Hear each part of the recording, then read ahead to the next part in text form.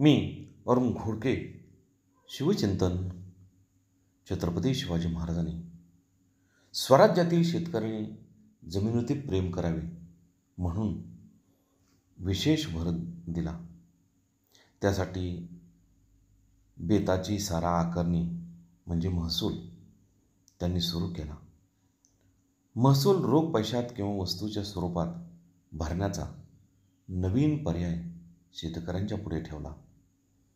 गाव जमिनीच्या महसुलीची निश्चिती करून त्याची तंतोतंत अंमलबजावणी केली.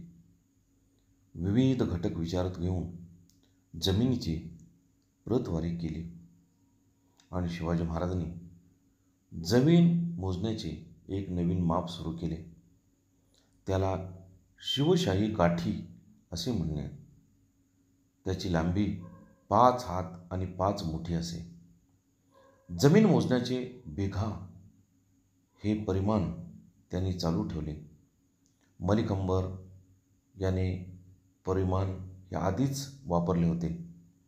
पुढे शिवाजी महाराजांनी ते वापरणे बंद केले आणि नवीन शिवशाही काठी पद्धतीने ते वापरण्याची पद्धत सुरू केली.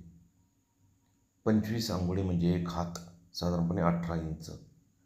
5 हात 5 मुठी म्हणजे 1 काठी.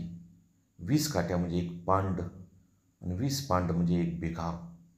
महसुलासाठी बिघा वापरत असल्याने त्याला बिगोटी किंवा बिघोटी असे म्हणत असत.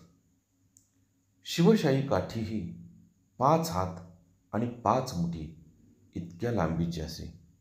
बहुत काय बोलणे. राम, कृष्ण, हरी